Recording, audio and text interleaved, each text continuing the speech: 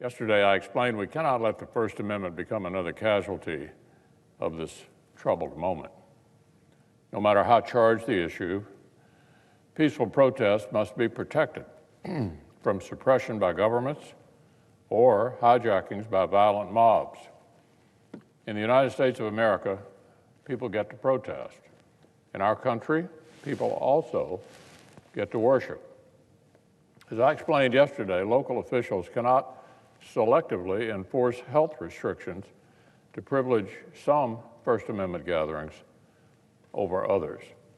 If mayors are posing for photographs in massive demonstrations, there's no reason why small, careful church services should stay banned.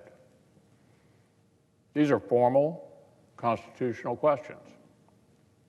But our American culture of free expression and open debate is not only threatened from the top down by the government, it can also dry up from beneath.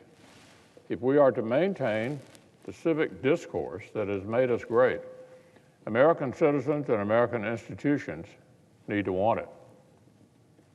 In the last several years, Madam President, the New York Times has published op-eds from Vladimir Putin, the foreign minister of Iran, and a leader of the Muslim Brotherhood.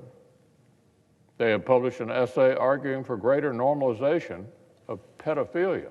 As far as I know, none of those decisions occasioned public revolts from the paper's staff, hand-wringing apologies from the editors, or an overhaul of the masthead. Presumably, it was understood that pushing the envelope and airing disagreements are necessary in a free market of ideas. But 1 week ago, the gray lady finally met her match. Vladimir Putin? No problem. Iranian propaganda? Sure. But nothing could have prepared them for 800 words from the junior senator from Arkansas. Senator Cotton wrote an op-ed explaining a position which one survey found 58% of Americans agreed with. He argued that leadership in several cities had proven they either couldn't or wouldn't stop the riots. So President Trump should use federal troops to secure the peace, as several presidents have in our history. His view was controversial, no question, but there's also no question it was a legitimate view for a senator to express. Looting and arson were crippling cities nightly.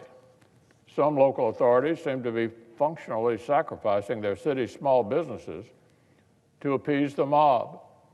In Chicago, we've since learned even Democratic aldermen were literally crying and pleading with their Democratic mayor, do something, they said. So, a United States senator wrote about it. Immediately, his idea was met with strong criticism. Now, that ought to be par for the course. In a free and open society, speech begets speech. Arguments beget counter-arguments. We discuss and debate as fellow citizens. But that's not quite what happened. Instead of trying to win the argument, the far left tried to end the discussion. By now, we all know the routine. We've seen this movie before. Rather than actually rebut speech, the far left instead tries to silence the speaker with a mixture of misrepresentation, sanctimonious moralizing, and bizarre emotional word salads that nobody else could have standing to question. This silencing tactic has escaped from the ivory tower and is spreading throughout American life. It sounds like Mad Lib's mixture between a therapy session and a university's HR department. So sure enough, instead of attempting to defeat Senator Cotton's ideas, the left set out to ban him from polite society.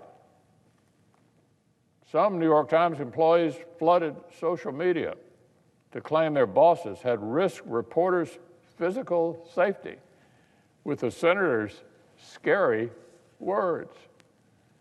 Outside leftists blasted the paper for airing the argument. The Times itself began lying about what Senator Cotton had said. The paper's own Twitter account has claimed he'd called for a crackdown on peaceful protests when he'd specifically distinguished them from violent rioters. One of the Times' own opinion writers devoted her own column the next day to calling his view fascist and proclaiming him outside the bounds of legitimate debate. Now remember, this is a sitting senator discussing a proposition that had majority support from the American people, discussing a power that Congress gave to presidents 213 years ago and which presidents in the past have exercised.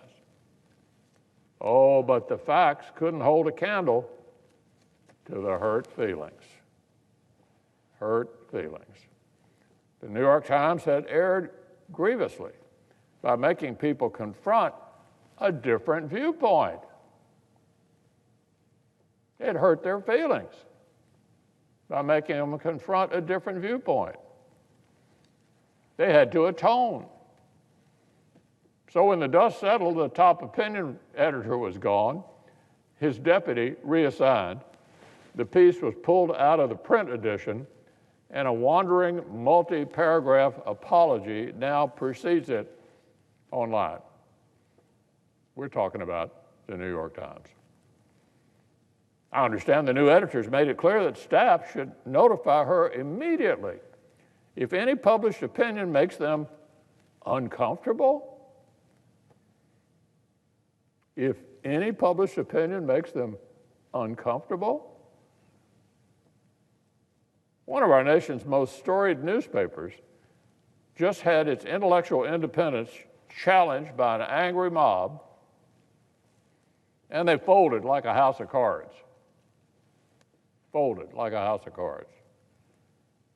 A jury of people on Twitter indicted them as accessories to a thought crime. And instead of telling them to go take a hike, the paper pleaded guilty and begged for mercy. Their readers' comfortable bubble was reinflated. Their safe space was safe again. Now our colleague from Arkansas has a unique job. The far left cannot write angry emails to a university president or a publisher to get him fired. He cannot be silenced by professions of outrage or the use of magic words like problematic. His only bosses are his constituents. But this broader left-wing obsession with banning heretics from the public square will be poison for this country if it persists. Our republic can survive a pandemic. It can survive civil unrest, but ideas and deliberation are our very foundation. America cannot be America if civil disagreement becomes a contradiction in terms. The liberal tradition in this country used to pride itself on being broad-minded. But we've spent years watching major universities slowly exchange debate for uniformity and rigor for psychological comfort. Now we see the free press repeating that error. So, Madam President, let's hope we look back on this as a silly anomaly and not a sad turning point for our democracy.